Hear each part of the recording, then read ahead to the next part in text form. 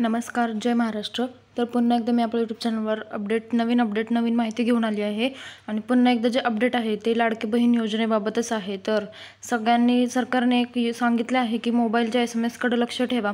लाडक्या बहीण योजनेचे पैसे कोणत्याही क्षणी बँक खात्यात जमा होण्याची शक्यता आहे. म्हणजे काय, तर आता डिसेंबरचे लास्टचे 2 आठवडे एक आठवडा राहिला आहे. तर त्या दिवसांमध्ये कधीही तुमच्या अकाउंटमध्ये पैसे जमा होऊ शकतात. तर तुम्ही त्याच्यावर लक्ष ठेवणे गरजेचं आहे असं सरकारने सांगितलं आहे. तर आपण त्याबाबत डिटेलमध्ये जाणून घेऊयात की नेमकं काय आहे डिटेलमध्ये माहिती. तर महाराष्ट्रात सर्वात लोकप्रिय ठरलेली मुख्यमंत्री लाडकी बहीण योजना जी आहे ती खूपच प्रसिद्ध आणि महत्त्वाची योजना असून या योजनेच्या माध्यमातून लाभार्थी महिलांच्या खात्यावर प्रति महिना 1500 रुपये जमा केले जातात. तर आत्तापर्यंत जर या योजनेची स्थिती बघितली तर जवळपास 7,500 रुपये जे आहेत ते योजनेच्या माध्यमातून लाभार्थी महिलांच्या खात्यामध्ये जमा करण्यात आलेले आहेत. सगळ्यांना माहितीच आहे हे. तर महाराष्ट्रात जी आत्ता लोकप्रिय ठरली त्याचे 7,500 आलेले आहेत. काही महिलांना आले नाहीत कारण त्यांचे फॉर्म जे आहेत ते रद्द झाले आहेत. तर तसेच विधानसभा निवडणुकीच्या आचारसंहितेमध्ये नोव्हेंबर महिन्याचा हप्ता अडकू नये याकरिता ऑक्टोबर महिन्यातच दोन्ही महिन्यांचे पैसे जे आहे ते लाडक्या बहिणींच्या खात्यामध्ये जमा करण्यात आले होते की विधानसभेच्या निवडणुकीमुळे पैसे अडकू नये म्हणून.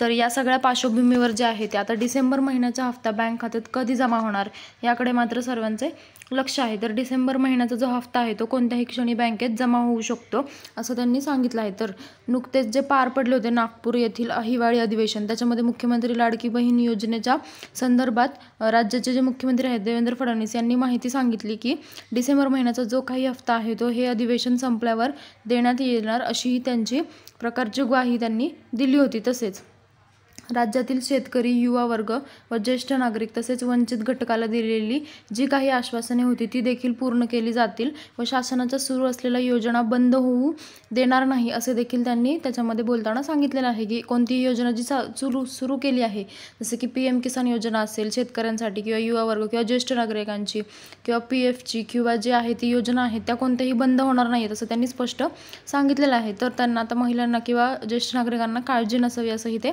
बोलले आहेत. तर काल म्हणजे 21 डिसेंबर 2024 रोजी नागपूर येथे सुरू असलेले विधिमंडळाचे जे हिवाळी अधिवेशन होते ते संपले व आता देवेंद्र फडणवीस यांनी सांगितल्याप्रमाणे कोणत्याही क्षणी लाडक्या बहिणींच्या खात्यात डिसेंबरचा जो हप्ता आहे तो जमा होण्याची शक्यता आहे. तर तसेच बऱ्याच प्राप्त अर्जांची छाननी ही विधानसभा निवडणुकीच्या आचारसंहिता लागल्यामुळे बाकी होती की आता निवडणुकीची सगळी प्रक्रिया जी आहे ती पार पडली आहे आणि आता जो योजनेचे जे काही अर्ज प्रलंबित आहे त्याची छाननी पुन्हा सुरू करण्यात आली आहे. म्हणजे जे अपात्र महिला आहेत त्यांना याच्यातनं वगळण्यात येणार आहे. तर यामध्ये ज्यांनी अर्ज केलेले आहेत परंतु त्यांना अजूनपर्यंत या योजनेचा लाभ मिळालेला नाही अशांनी त्यांचे बँक खाते आधार कार्डसोबत लिंक आहे की नाही हे पाहणे गरजेचे आहे. मी वारंवार सांगत आहे सरकार आणि मीही तुम्हाला अपडेट देत आहे मागच्या व्हिडिओमध्येही आहे की तुम्ही आधार कार्ड तुमचे जे आहे ते लिंक करणं गरजेचं आहे. त्याशिवाय तुमच्या बँकमध्ये पैसे येणार नाही आणि तुमचे जे बँक खाते आहे ते आधार कार्डसोबत लिंक असले तरच या योजनेचे पैसे मिळू शकणार आहेत. त्यामुळे बँक खात्याशी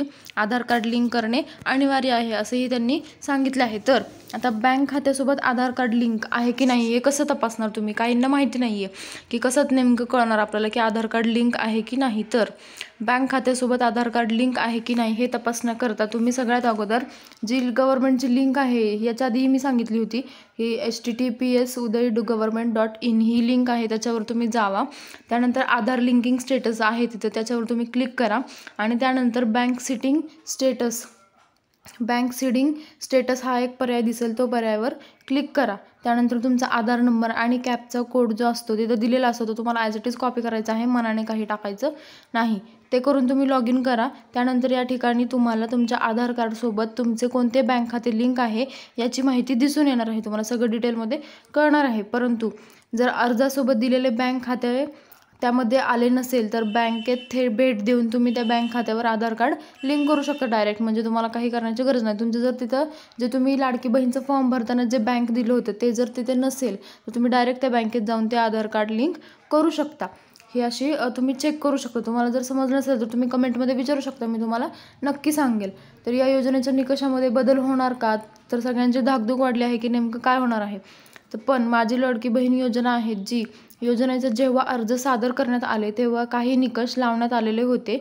जसे की एका कुटुंबात 2 महिलांनाच लाभ दिला जाणार, आयकर भरणारे किंवा ज्यांच्याकडे 2.5 लाखापेक्षा जास्त उत्पन्न आहे अशा महिला पात्र नव्हत्या.